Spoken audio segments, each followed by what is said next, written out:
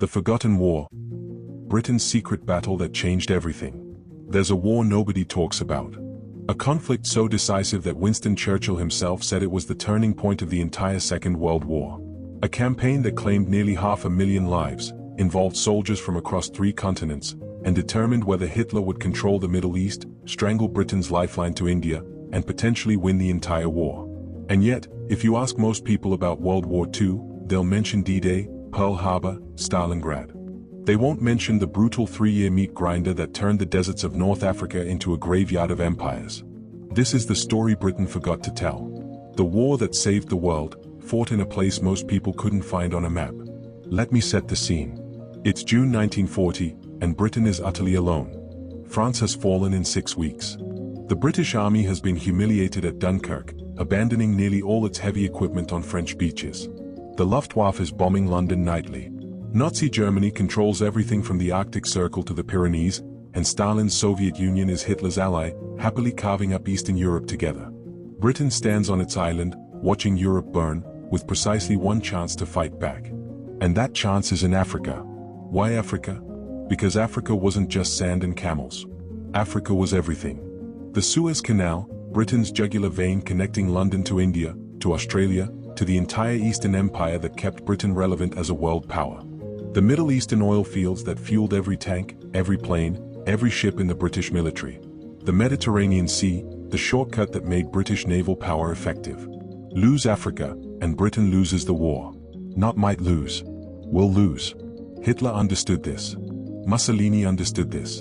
And Britain, desperate and cornered, understood this better than anyone. June 10, 1940.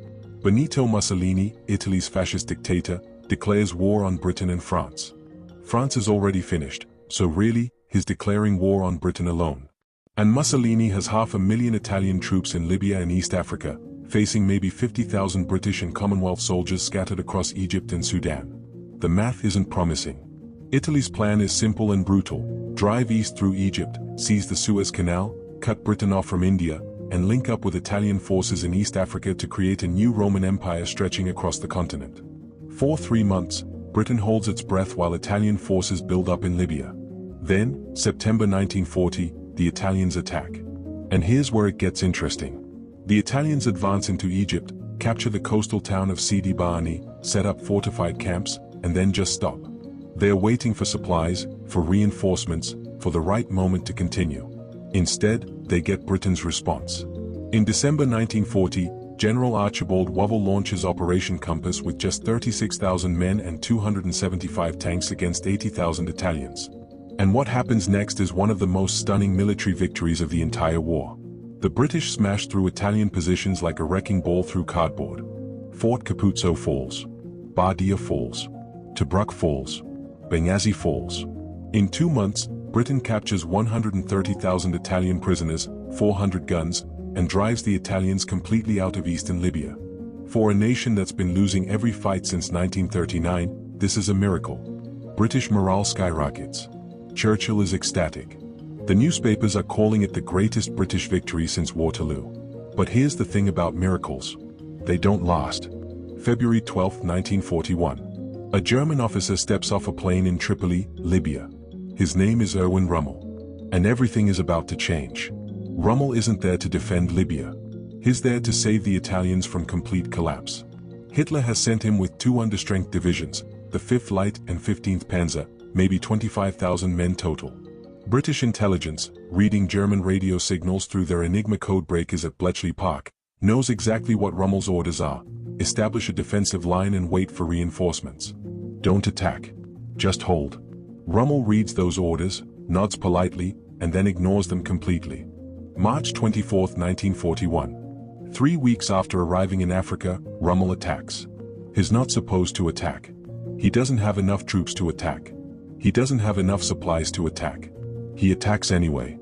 And the British, who've been cheerfully chasing Italians across Libya and have scattered their forces across hundreds of miles of desert, suddenly find themselves facing German tanks commanded by a tactical genius who fights like he's personally offended by the concept of defense. Rommel drives the British back across the desert in a stunning reversal that shocks the world. Within 2 weeks, he's recaptured everything the Italians lost except for one place. Tobruk. Tobruk. A dusty port city on the Libyan coast that nobody had heard of before 1941 and everybody would remember afterward.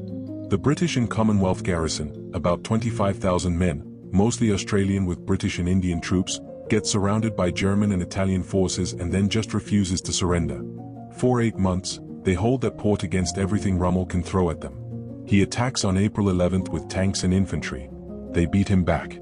He attacks again at the end of April. They beat him back again. The Germans start calling the defenders rats, hiding in their holes. The Australians adopt the nickname with pride. The Rats of Tobruk. They raid German positions at night, crawling miles through the desert to strike and disappear. They survive bombing raids during the day.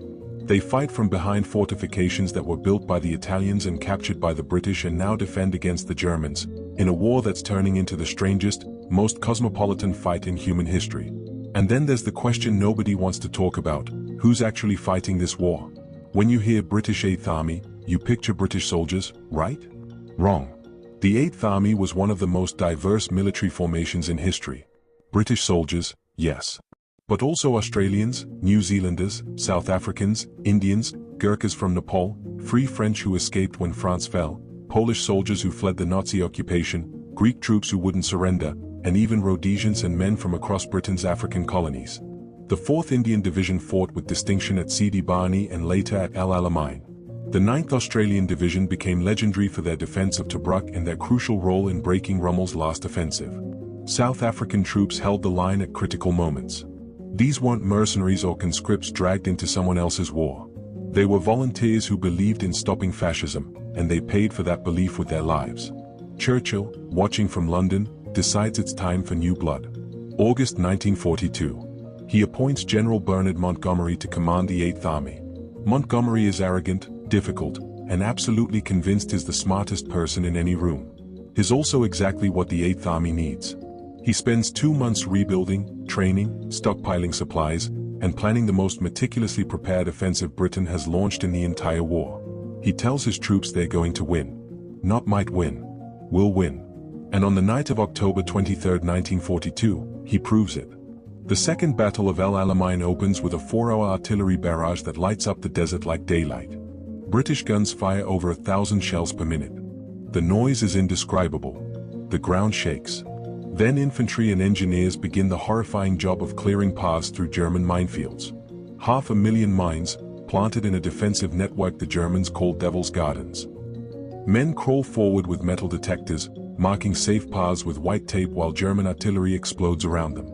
Tanks follow through the narrow corridors, fighting through German anti-tank guns that turn British armor into funeral pyres. It's brutal. It's grinding. It's a World War I style battle of attrition fought with World War II weapons. But the soldiers who fought there deserve better. The 9th Australian Division, which held Tobruk and broke Rommel's offensive at El Alamein. The 4th Indian Division, which fought from the first days of the campaign to the last. The South African troops who manned the guns. The New Zealanders who drove through German minefields.